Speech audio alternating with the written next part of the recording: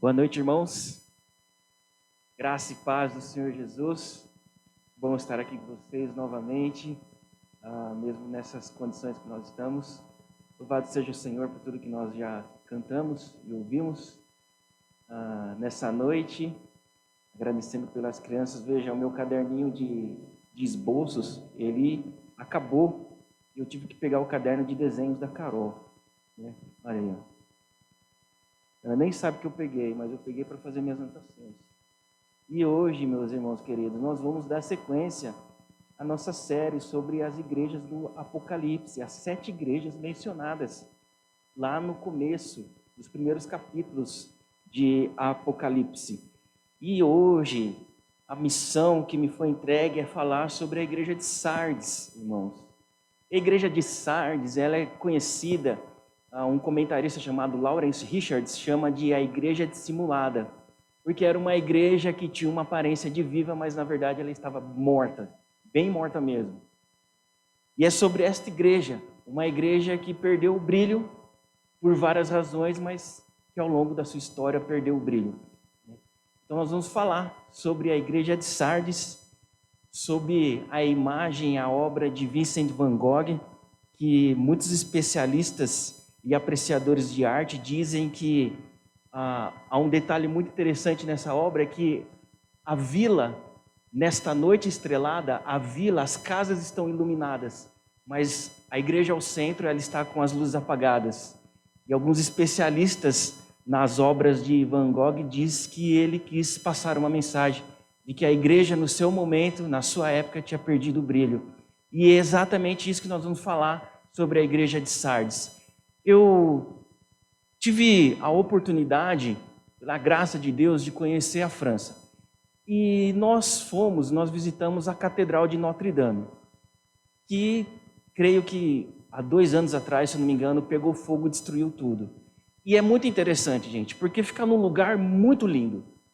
É muito bonito o lugar. É uma praça bem ampla, muitas pessoas transitam por ali.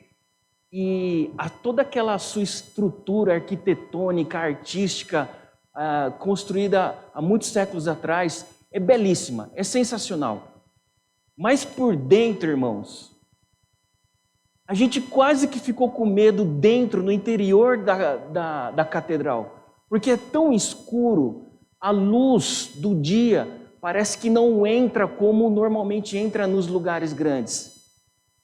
E aí parecia, irmãos, eu tive a sensação que nós estávamos num calabouço, dentro de uma prisão, dentro de um porão, porque internamente ela é muito escura.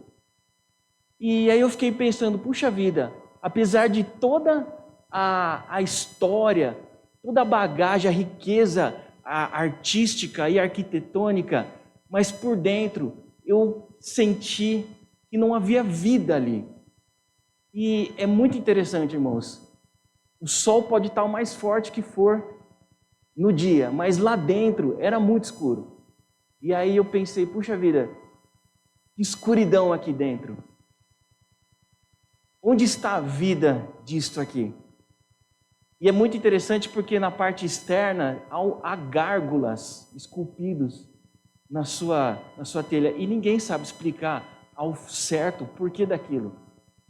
Aí eu dei uma gulgada para aprender um pouco e diz que os gárgulas estão ali para proteger a igreja. Mas é muito louco isso, gente. Porque são monstros, são demônios do lado externo de uma catedral. E a grande pergunta que eu fiz pensando nesse estudo de hoje é: que vida tinha ali, no lugar tão escuro, mas por fora era tão bonito? Queridos irmãos, há muitas igrejas lindíssimas no nosso tempo. Há templos, há catedrais sensacionais que nós, apreciando a arte, nós achamos lindo. Há muitas igrejas com espaços gigantes, mas que hoje se encontram assim como a igreja de Sardes. Parece que está muito viva, mas na verdade espiritualmente estão mortas. Essa é uma realidade lá de Sardes, mas é uma realidade nossa também. Eu queria convidá-los vocês a abrirem a Bíblia em Apocalipse, capítulo 3, a partir do verso 1. Apocalipse 3, verso 1. Vamos ler até o 6.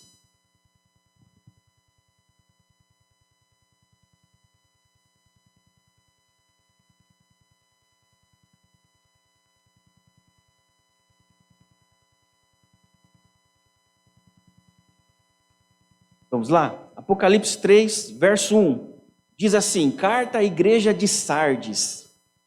Ao anjo da igreja em Sardes escreva: estas são as palavras daquele que tem os 7 Espíritos de Deus e as 7 estrelas. Conheço as suas obras. Você tem fama de estar vivo, mas está morto. Esteja atento, fortaleça o que resta e que estava para morrer, pois não achei suas obras perfeitas aos olhos do meu Deus. Lembra-se, portanto, do que você recebeu e ouviu, obedeça e arrependa-se. Mas se você não estiver atento, virei como um ladrão e você não saberá que hora virei contra você. Verso 4. No entanto, você tem aí em Sardes uns poucos que não contaminaram as suas vestes. Eles andarão comigo, vestidos de branco, pois são dignos. O vencedor será igualmente vestido de branco. Jamais apagarei o seu nome do livro da vida, mas o reconhecerei diante do meu Pai e dos seus anjos. Aquele que tem ouvidos, ouça o que o Espírito diz às igrejas. Amém. Vamos orar? Querido Deus, em nome de Jesus, obrigado por essa palavra, Senhor. Obrigado por esse retrato da igreja de Sardes. Ó Deus, que algo o Senhor possa nos ensinar nessa noite. Que o Senhor possa nos confrontar, ó Pai, e nos confortar. Que o Senhor fale conosco nessa noite, que o Teu Espírito Santo ministre aos nossos corações. E eu não fale mais nada em nome de Jesus. Amém. Amém, queridos? Bom, nós estamos no livro de Apocalipse, escrito por João, mais ou menos no ano 95 depois de Cristo. Ele é levado por uma ilha, e nessa ilha de Patmos, ele está a alguns quilômetros do litoral dessa região que nós conhecemos da Ásia Menor, onde estão localizadas essas 7 igrejas. E aí ele tem uma visão do continente. Ele está de frente ao continente e Deus vai mostrando imagens, vai revelando mensagens, e ele vai compondo o livro de Apocalipse. E aí após o primeiro capítulo, que é uma introdução, os próximos 3 capítulos vão falar de igrejas reais, igrejas históricas que existiam naquele momento e estavam enfrentando dificuldades. E aí a gente chega nesse capítulo 3, com essa carta destinada exclusivamente à igreja de Sardes, que se você olhar nesses mapas que vêm anexados às suas Bíblias, vocês vão perceber que Sardes está mais ou menos no centro das outras igrejas, das outras cidades. Dessas 7, ela está no meio. E ela é estratégica, ela é comercialmente muito forte, financeiramente é uma cidade muito forte, mas é uma cidade que vive muitos problemas. E o reflexo da cidade, a cidade de Sardes era um reflexo da sua comunidade e vice-versa. A igreja era um reflexo da cidade de Sardes. E aí é importante a gente pensar sobre isso, porque o livro todo de Apocalipse, irmãos, ele tem 2 naturezas. Ele tem uma natureza histórica e ele tem uma natureza profética. E essas igrejas que nós estamos aprendendo nesses últimos domingos, elas têm uma realidade histórica, porque elas existiram. Elas são igrejas de verdade, reais, com problemas reais. Mas o livro inteiro de Apocalipse tem a sua natureza profética. Algo apontando para o futuro. Isso significa, irmãos, que os problemas que essas igrejas reais e históricas estavam vivendo ali, receberam cartas para elas, para ajudar a resolver os seus problemas daquele momento. Só que são problemas, irmãos, que a igreja cristã viria a enfrentar ao longo de toda a história. Os problemas que ocorrem nessas 7 igrejas são problemas que as igrejas enfrentam até hoje. Por isso é uma realidade histórica e uma realidade profética.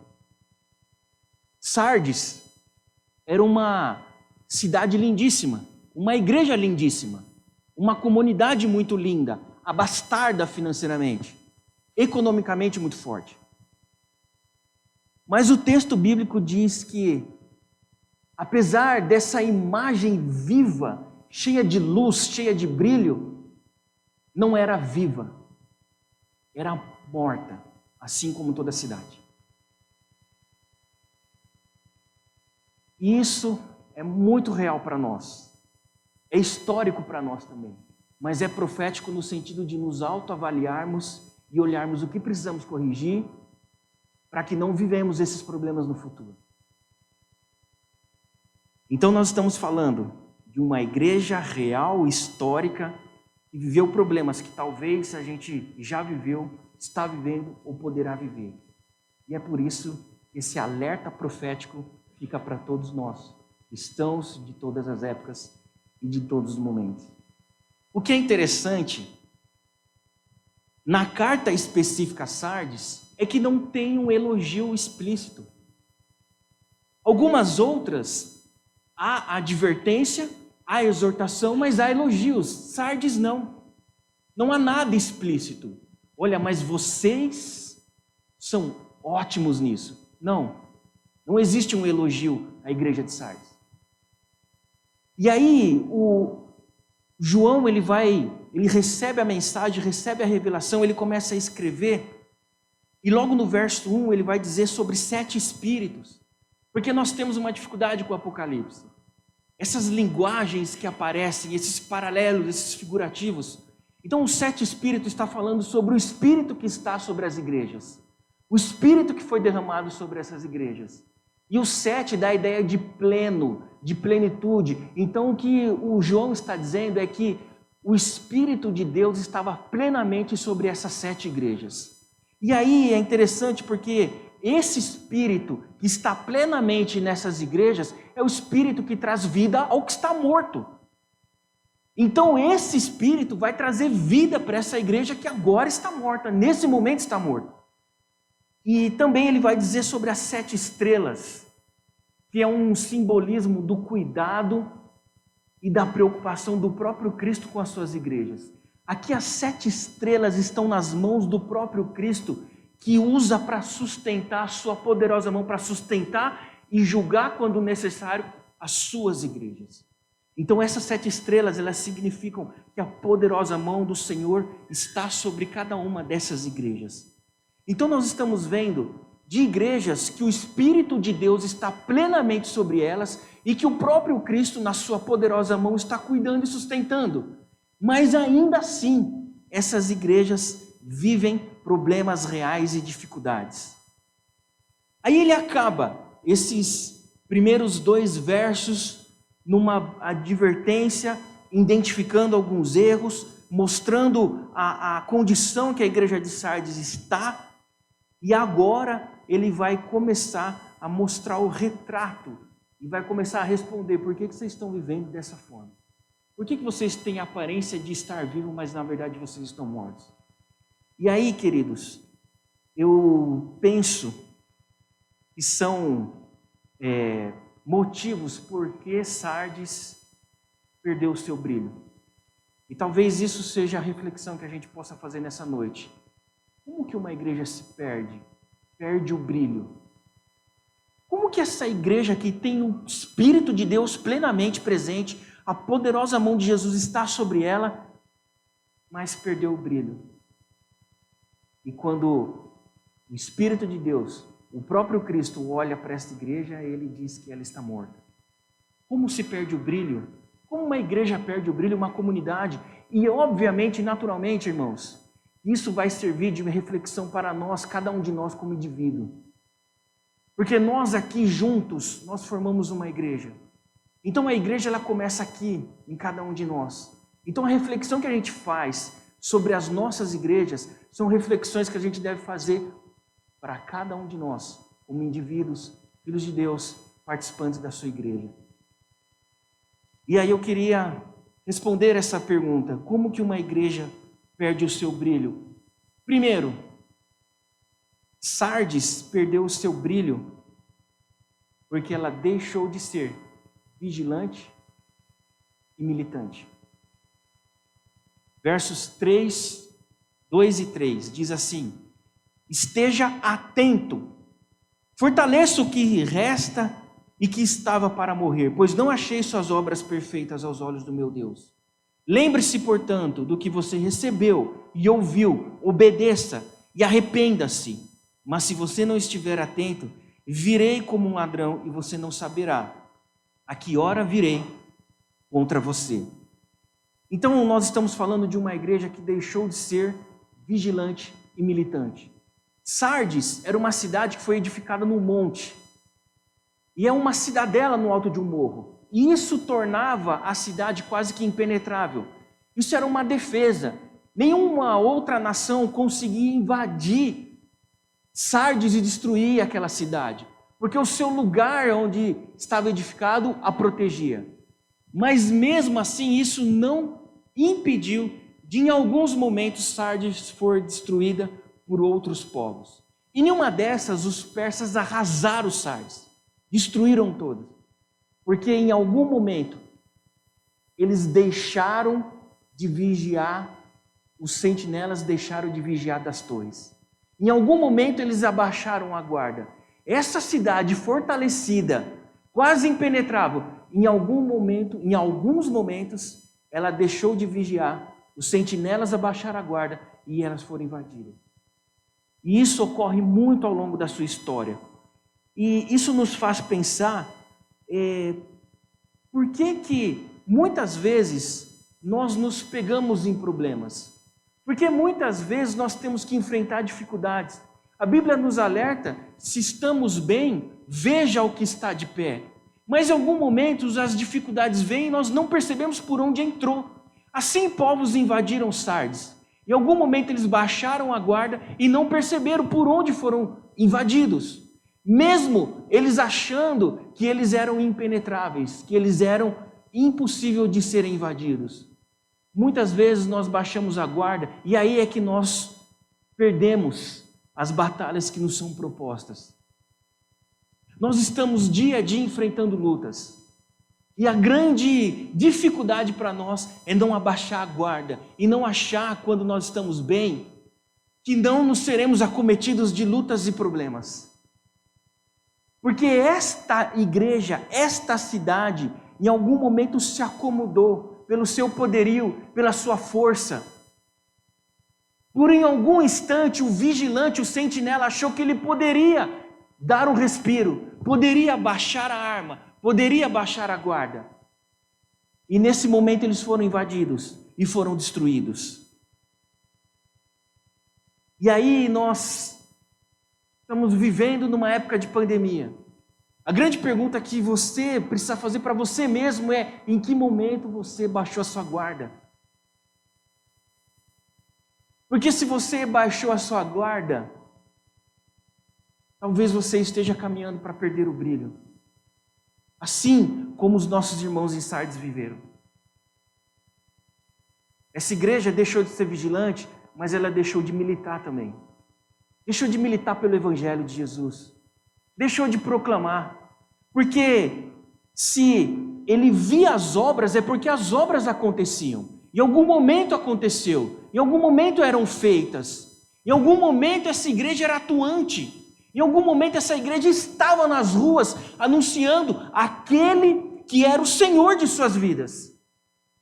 Mas em algum momento que não se sabe, eles pararam também de lutar e militar e representar o próprio Cristo aqui nessa terra. Porque isso é uma igreja militante. É uma igreja que representa o reino de Deus aqui nessa terra. Aqui nessa realidade. E a igreja de Sardes, em algum momento, deixou de ser vigilante e deixou de militar pela causa do Evangelho. Por quê? Será que a sua riqueza os fizeram acomodar? Será que o seu poder, a sua luz ofuscante, fizeram com que eles abaixassem a guarda e ficassem tranquilos na condição que estava? Uma igreja que deixa de ser vigilante e militante, vai perder o brilho. A pergunta é, nessa pandemia, você deixou de ser vigilante? Você deixou de militar pelo Evangelho? Porque, irmãos, a quarentena chegou. Mas o sofrimento, a necessidade, o Evangelho precisava continuar sendo pregado. O que nós fizemos? O que você e eu fizemos? A minha oração é na expectativa de que você não ficou sentado no sofá, brigando com a televisão, querendo saber quando a sua vida seria tomada de volta. Quando eu terei a minha vida de volta? Quando eu terei a minha liberdade de volta? Quando eu terei a minha igreja de volta? Se você ficou ao longo dessa quarentena só reclamando, só fazendo esse tipo de questionamento, você deixou de militar e você baixou a guarda. A igreja de Sardes perdeu o brilho porque deixou de ser vigilante e deixou de ser militante. Segundo, uma igreja, como a igreja de Sardes, perde o brilho quando ela deixa de ser santa e triunfante. Verso 4 e 5 diz assim: no entanto, você tem aí em Sardes uns poucos que não contaminaram as suas vestes. Eles andarão comigo vestidos de branco, pois são dignos. O vencedor será igualmente vestido de branco. Jamais apagarei o seu nome do livro da vida, mas o reconhecerei diante do meu Pai e de seus anjos. Então veja, lá em Sardes, o grande movimento econômico que ocorria era da indústria têxtil. Havia um grande complexo de comerciantes, de negócios, em que as pessoas pintavam lã e vestidos, e roupas, tecidos. E aí, quando ele usa essa referência das vestes, eles sabem exatamente o que está sendo dito. Eles conseguem ilustrar, eles conseguem ver essa referência, essa linguagem ocorrendo na realidade deles. Eles sabem que essa coisa de tingir a roupa é muito comum lá. E que as roupas brancas, as vestes brancas, eram muito escassas, eram caras, porque elas sofreriam um processo de fabricação. Então as roupas brancas, elas eram muito poucas na região de Sardes, na cidade de Sardes. E nós sabemos também que as roupas brancas, ao longo de todo o Novo Testamento, há alguns significados. Em alguns momentos elas significam festas, celebrações. Em alguns momentos elas significam vitória. Mas é mais comum e mais frequente as roupas brancas serem linguagem e referência à pureza. A pureza, irmão. A santidade. E a santidade, irmãos, já falei uma vez aqui, é um dos assuntos que a gente mais discute, mais ouve, mais aprende ao longo da vida. Mas parece que a gente teima em continuar falhando nas mesmas coisas. A santidade nada mais é que um processo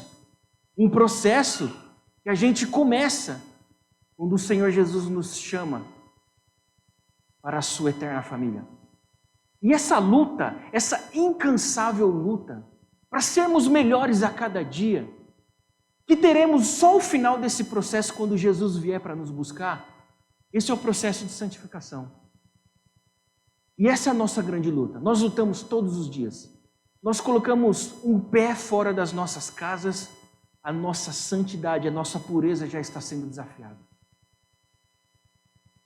Nós vivemos incansavelmente lutando para termos uma vida mais santa. Que os nossos erros de hoje a gente não cometa amanhã.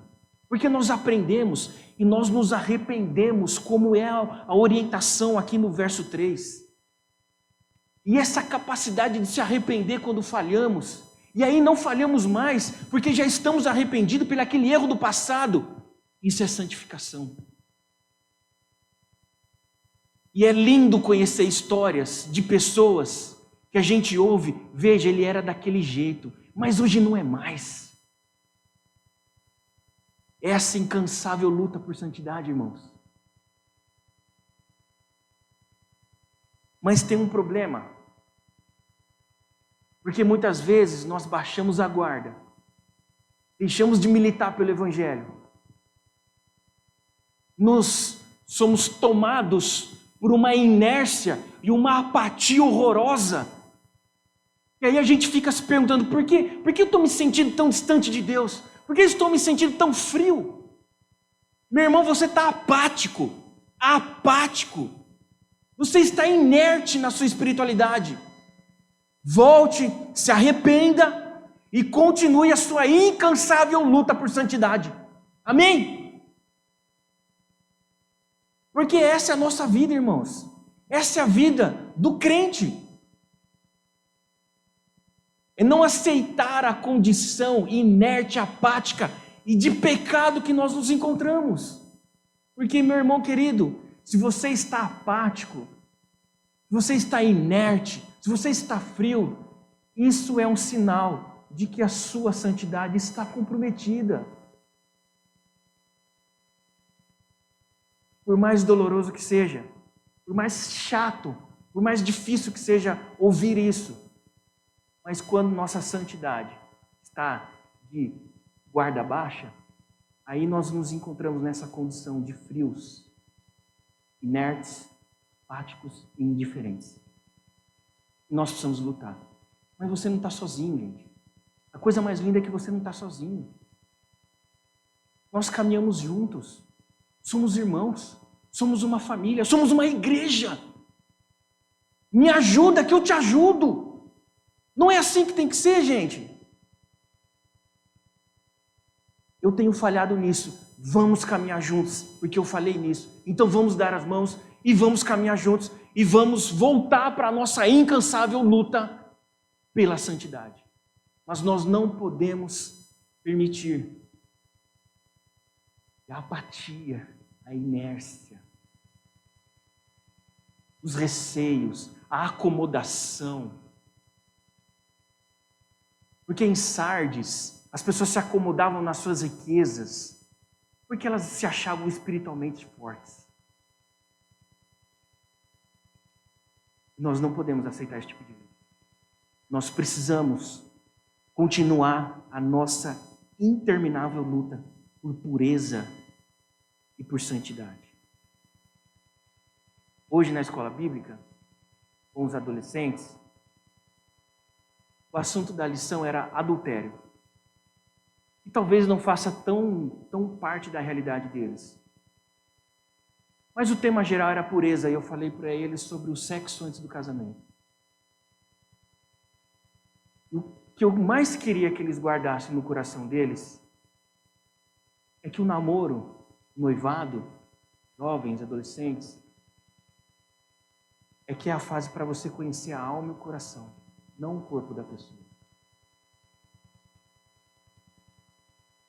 Lute pela sua pureza, não negocie a sua pureza. Mesmo que você tenha que caminhar contrário a todo mundo. Todo mundo. O texto diz que, vejo, aqui a única referência positiva da igreja de Sardes. A única referência positiva. Ela está implícita. Eu vejo que alguns pouquinhos aí, alguns poucos entre vocês, não se contaminaram. Eu lembro de Deus confortando Elias, quando ele diz, olha, muitos não se renderam, muitos não se corromperam, muitos não se entregaram. Em nome de Jesus, se você tiver que caminhar ao contrário do que todos estão caminhando, caminhe, mas lute pela sua pureza e pela sua santidade. Amém? A igreja perdeu o brilho porque ela deixou de ser santa, mas ela deixou de ser triunfante também.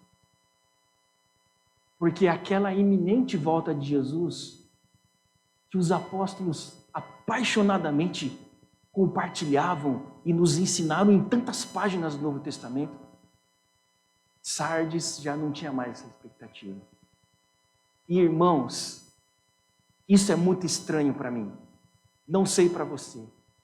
Mas há dias que nós acordamos, vivemos todo o nosso dia, todos os nossos afazeres, e nós não pensamos em nenhum segundo acerca da volta de Jesus. Às vezes a gente esquece esse pequeno detalhe, que Jesus vai voltar. E essas duas características da igreja santa e triunfante, elas estão intimamente ligadas. Porque se você vive como se Jesus fosse voltar amanhã, você ia lutar com toda a sua alma, com toda a sua força. Você ia derramar sangue e suor para manter a sua vida pura, porque Jesus vai voltar amanhã. Se você não tem uma vida santa, eu tenho certeza que você não espera que Jesus vá voltar amanhã. Amém? Porque a igreja de Sardes, ela perdeu o seu brilho, porque ela deixou de ser santa e triunfante. Poucos não se contaminaram. Há alguns ainda que eu vejo vestidos de branco, caminhando com vestes sem mácula alguma, vestes purificadas. Esses caminharão comigo. Todos vestidos de branco, caminharão comigo para a eternidade. Aqueles que se mantêm puros, que lutaram pela pureza ao longo de toda a sua vida, esses caminharão para a eternidade comigo, vestidos de branco, sem manchas, sem tintas, sem mácula. Aleluia! Que em nome de Jesus, você viva uma vida tão santa, e você não se esqueça em nenhum segundo da sua vida que Jesus vai voltar para resgatar, nos levar para a eternidade, vai levar os que estiverem vestidos de branco, em pureza e que lutaram a vida inteira por santidade. Esses são os que entrarão no céu. Dura realidade. Mas essa é a nossa luta, irmão. Russell Shedd, ele falou uma coisa para os pastores antes da sua morte, mas que se aplica a cada um de nós. Chegaremos lá no céu, cambaleando, mancando, com ataduras, com bengalas, machucados, feridos, se sustentando, mas entraremos. Mas entraremos. Amém, queridos amigos?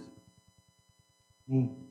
Por último, a igreja de Sardes perdeu o seu brilho porque deixou de ouvir a voz do Senhor. Quando há um pequeno trecho que se encerra um assunto, começa outro, nós chamamos de perícope. Perícope. E nessa perícope, e desculpa aí, tá, Gabi, a palavrinha, mas ele começa e termina a perícope fazendo referência à voz do Senhor, aquele que vai ouvir e que a palavra veio. O capítulo 3 começa dizendo que a palavra veio. E quem tem ouvidos que ouça. O livro de Apocalipse inteiro, ele começa dizendo que a revelação virá. E no final ele termina: quem tem ouvidos, ouça. Então é toda a dinâmica de toda a revelação do Apocalipse, é que a palavra do Senhor vem, e quem tem ouvidos, que ouça.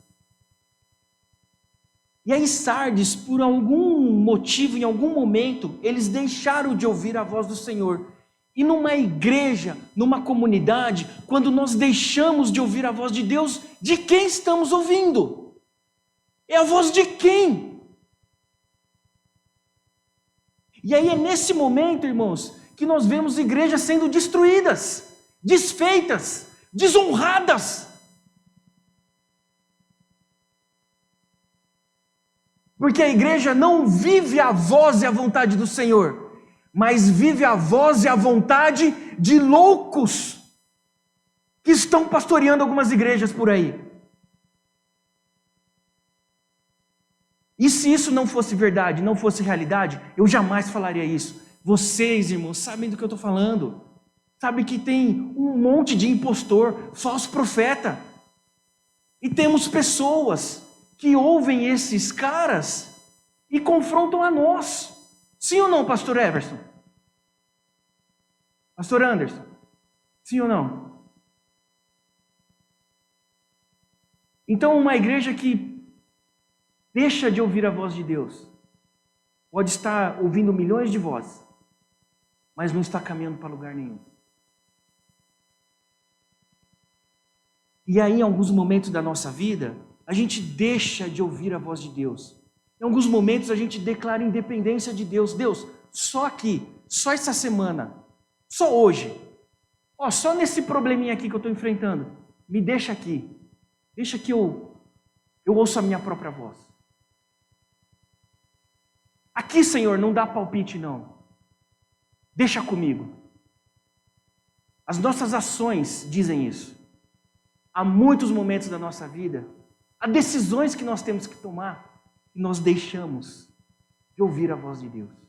E aí, o caminho de quem deixa ouvir a voz de Deus é ruína, gente. É desespero, sofrimento, é dor, é desilusão. E quando nós ouvimos mais as vozes de homens e menos a de Deus, nós estamos com um grande problema.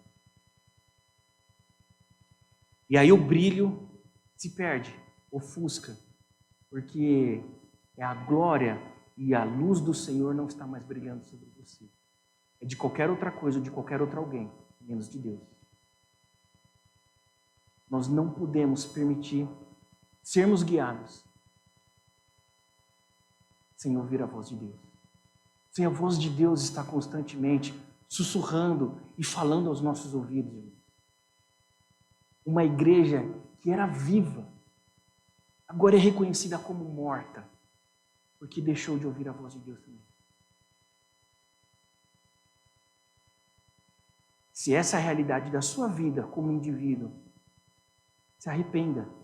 Esse é o grande conselho desses 6 versos. Se arrependa. Volte. Entregue seus caminhos, suas decisões. Entregue seus momentos. Entregue seus problemas. Mas ouça a voz de Deus. Porque nós cremos num Deus que é vivo, que é pessoal, se relaciona, que nos ouve e que fala conosco. É um Deus que é muito perto, que não está longe, não é misterioso. Ele revela a sua face para cada um de nós. Nós cantamos porque temos a convicção de que Ele ouve o louvor. Ele ouve a nossa adoração, Ele ouve os nossos lamentos, Ele ouve o nosso sofrimento, as nossas dores. Ele ouve.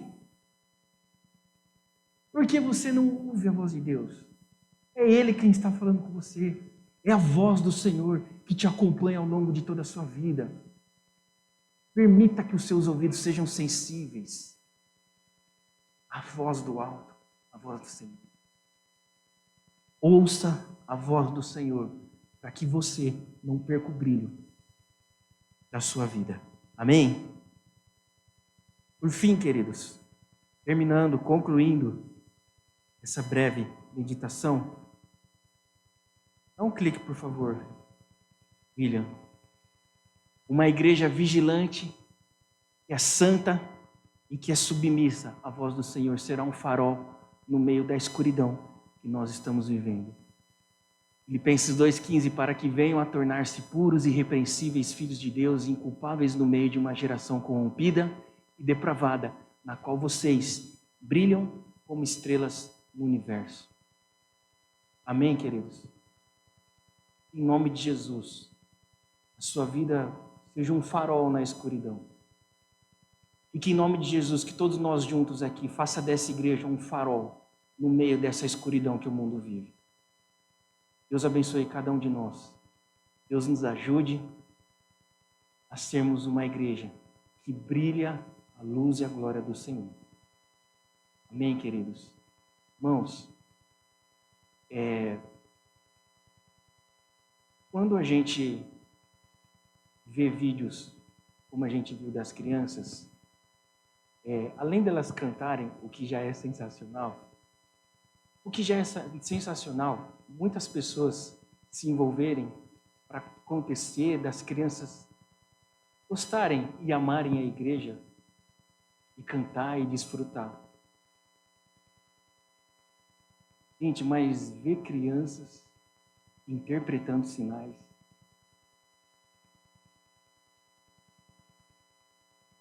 é sensacional. Irmão, se a gente amar e cuidar da igreja, a gente pode respirar fundo, porque nós teremos as crianças que já amam e que vão amar e que vão cuidar. E vão continuar fazendo que as 7 estrelas permaneçam nas mãos do Senhor Jesus. Nossa igreja está aí e vai continuar. Vai continuar porque ela é militante, ela é vigilante, ela é santa, ela é triunfante. E a voz do Senhor percorre esses corredores desse lugar. Amém, queridos? Deus abençoe a todos nós, nossas crianças. Que a gente continue amando a igreja o máximo de nossas forças. Amém? Poderia fechar os seus olhos para a gente orar?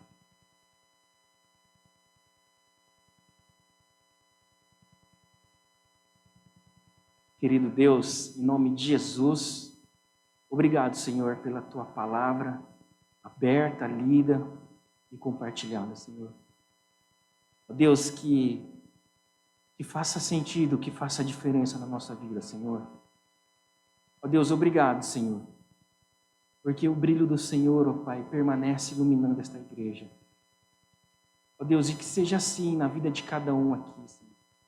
Que a gente continue, ó Pai, continue amando e cuidando da Tua igreja, das pessoas que passam por aqui, por nós.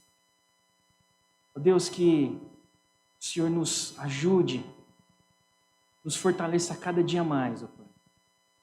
Que o Senhor não permita que a gente abaixe a guarda, ó Pai, que a gente continue vigilante, que a gente continue lutando incansavelmente pela nossa pureza. Ó Deus, e quando qualquer outra voz, ó Pai, falar aos nossos ouvidos, que não seja a sua, ó Deus, que o Senhor nos corrija, que o Senhor nos trate, que o Senhor tape os nossos ouvidos. Deus, que a gente possa ouvir só a Tua voz. Louvado seja o Senhor por cada um de nós, por cada pessoa, Pai, que luta por essa igreja, Pai. Por cada criança, Pai, que cantou. E obrigado pela vida que o Senhor nos deu, Pai. Obrigado porque cada dia nós estamos colocando vestes brancas, Senhor. E obrigado, Pai, porque o final dessa caminhada, Pai, será a eternidade. Nós te louvamos por isso, Senhor, em nome de Jesus. Amém. Deus abençoe, queridos.